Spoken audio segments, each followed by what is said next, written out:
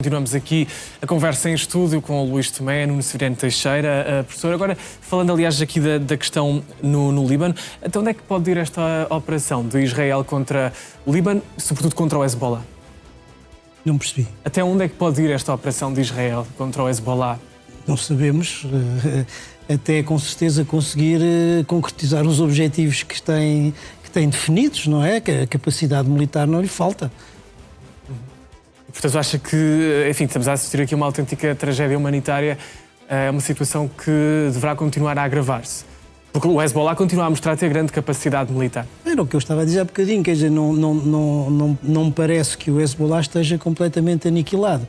Certamente está enfraquecido, mas não está completamente aniquilado e continua a mostrar a capacidade militar, portanto, para resistir. E depois é preciso perceber uma outra coisa, que o Hezbollah é uma organização que é política, mas também social, que está capilarmente, digamos, inserida na sociedade libanesa e que, portanto, se alimenta também dessa própria sociedade. E, portanto, é muito difícil acabar com ela. Portanto, pode acabar até inclusivamente do ponto de vista militar, mas continuará a ideologia, continuará a capilaridade social e as ideias políticas. Portanto, não me parece que seja uma coisa que seja eliminável assim de um dia para o outro. O que é certo é que o Hezbollah atacou Israel em retaliação a estes ataques feitos contra o Irão e contra o Ayatollah Ali Khamenei. Seja como for, Israel precisa mesmo de manter esta frente quando de facto continua a lutar contra o Irão?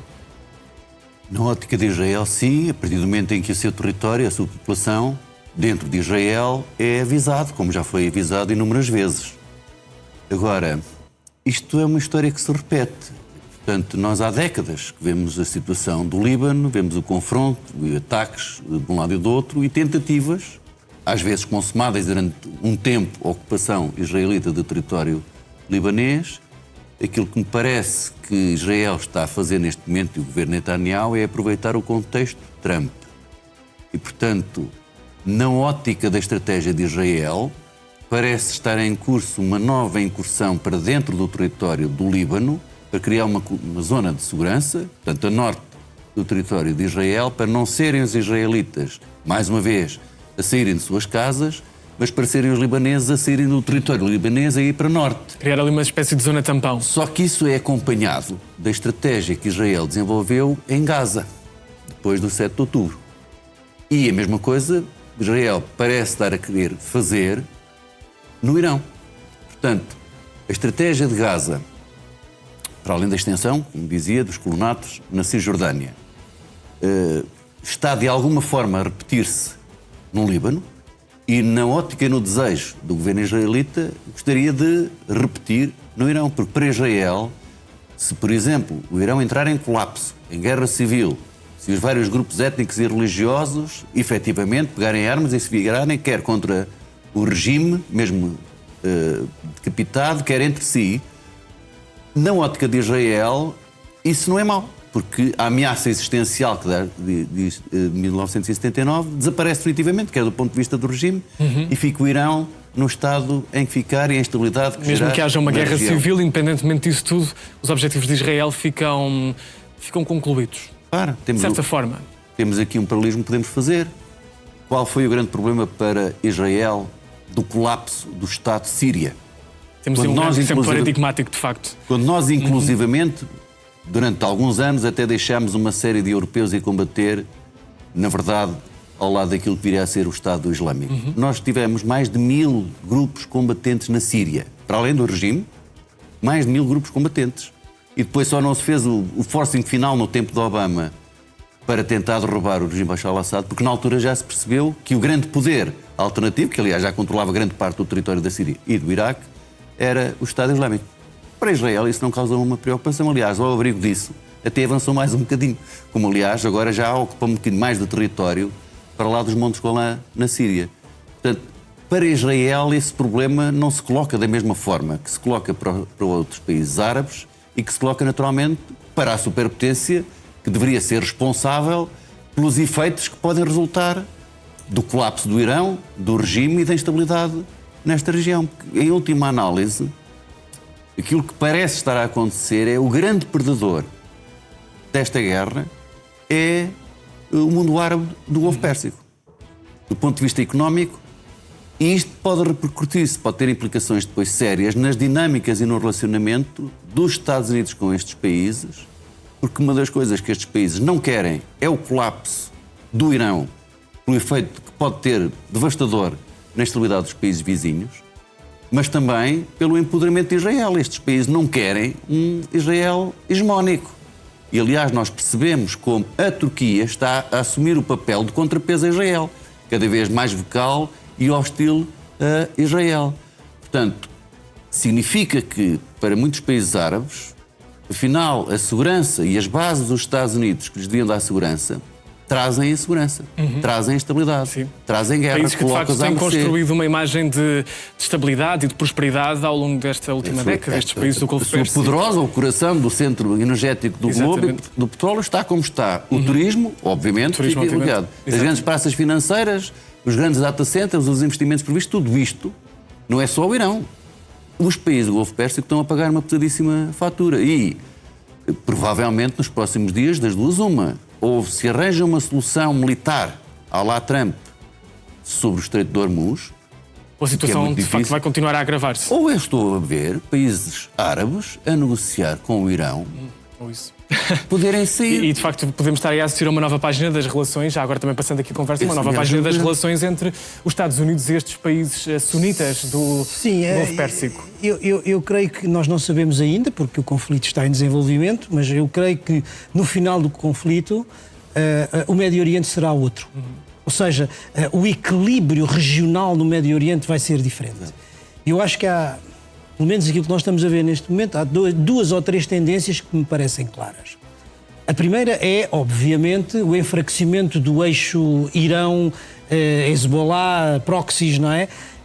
Já caiu a Síria, de Assad, o Irão está bastante fragilizado e, portanto, digamos, esse eixo da resistência, como se costumava chamar, estará numa fase relativamente declinante. Vamos ver. O próprio Hamas já tinha sido praticamente O derrotado, Hamas não é? já estava. Os proxies.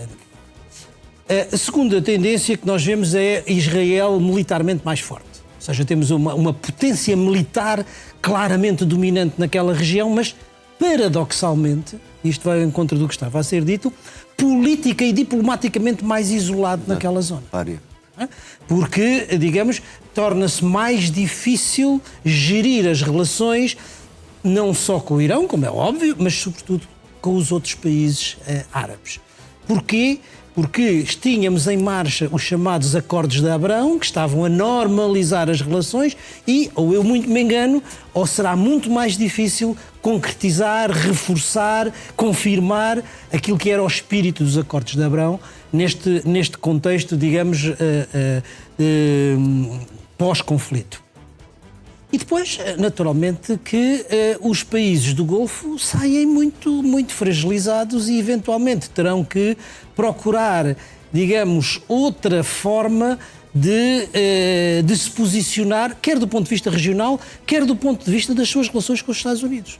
Porque, como é óbvio, se pensavam que o facto de ter a proteção dos Estados Unidos, de ter bases dos Estados Unidos era um fator de segurança, vimos agora que não era apenas um fator de segurança, também gerava insegurança. E, portanto, provavelmente estes países, não só do ponto de vista económico e político, tenderão a reforçar as relações no Conselho do Golfo, ou seja, entre eles, como sobretudo tenderão a diversificar, creio eu, as suas relações diplomáticas e de segurança em relação àquilo que tinham. Já aqui continuamos a conversa muito rapidamente, dizer que neste momento se ouvem explosões em Bagdade, a Al Jazeera está a relatar que se ouviram explosões em Bagdade, capital do Iraque. A agência de notícias Tasmin dá conta de uma explosão numa base militar norte-americana no aeroporto de Bagdade. Terá sido um drone a causar este incidente, drones lançados contra também a infraestrutura diplomática dos Estados Unidos, perto do aeroporto de Bagdade. Retomando aqui a conversa, estes ataques certamente vão continuar, é normal? É provável que sim. Exatamente. Professor, estes ataques certamente vão continuar contra os aeroportos e contra as estruturas diplomáticas, nomeadamente dos Estados Unidos. Nós dissemos desde o início, o Irão nunca está sozinho.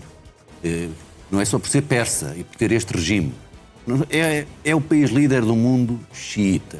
O Iraque, a maioria da população é xiita. O Bahrein, a maioria da população é xiita. Depois há enormes minorias xiitas em vários destes países do Golfo, incluindo a Arábia Saudita. Portanto, milícias xiitas e milícias xiitas e não xiitas para o Irão vão continuar a fazer, mesmo que, como dizia, bem, nós tenhamos agora um enfraquecimento do eixo da resistência e do próprio cabeça do povo, o Irão e este regime iraniano, as milícias, como se vê no Iraque, não é o primeiro ataque, tem ocorrido muitos, mataram um soldado francês, tem havido ataques recorrentes até na Zona Verde, no Iraque. Contra a Embaixada dos Estados Unidos. Contra a Embaixada dos Estados Unidos. E depois ainda temos outros problemas adicionais. Agora já não se fala dos curdos. Não sei, Donald Trump se calhar discretamente continua, mas se porventura estiver na estratégia americana ou israelita a armar definitivamente os curdos iranianos que estão no Iraque para entrarem no Irão e conduzirem uma revolta contra o regime, bom, isto contagia, pega fogo de imediato no Iraque. E no Iraque. E na Turquia. E na Turquia.